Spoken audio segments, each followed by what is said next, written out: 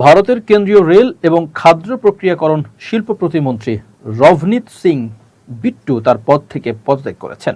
পরীক্ষার প্রশ্নপত্র ফাঁসের ঘটনাকে কেন্দ্র করে দেশজুড়ে তীব্র শিক্ষার্থী আন্দোলনের মধ্যে এই রাজনৈতিক ঘটনাটি ঘটে। 24 জুলাই প্রধানমন্ত্রী নরেন্দ্র মোদীর পরামর্শে রাষ্ট্রপতি দ্রৌপদী মুর্মু তার এই পদত্যাগপত্র গ্রহণ করেছেন। আগামী বছর পাঞ্জাব বিধানসভা নির্বাচনকে সামনে রেখে তার এই পদত্যাগ রাজনৈতিক অঙ্গনে নতুন আলোচনা তৈরি করেছে। গত জুনেই রাজ্যসভার সংসদ সদস্য হিসেবে তার মেয়াদ শেষ হয়েছিল।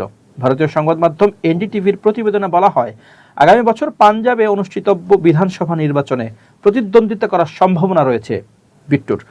আম আদমি পার্টি শাসিত এই সীমান্তবর্তী রাজ্যে বিজেপির ঘুরে দাঁড়ানোর ক্ষেত্র প্রস্তুত করার কাজেও তিনি নিবিড়ভাবে যুক্ত ছিলেন। পাঞ্জাবের সাবেক মুখ্যমন্ত্রী বিয়ন্ত সিং এর নাতি বিট্টু 2024 সালে বিজেপিতে যোগ দেন। লোকসভা নির্বাচনে প্রতিদ্বন্দ্বিতা করে পরাজিত হন তিনি। এরপর কংগ্রেস নেতা কেসি বেণুগোপালের ছেড়ে যাওয়া রাজ্যসভার আসনে অবশিষ্ট মেয়াদের জন্য রাজস্থান থেকে বিট্টুকে রাজ্যসভায় মনোনীত করা হয়েছিল।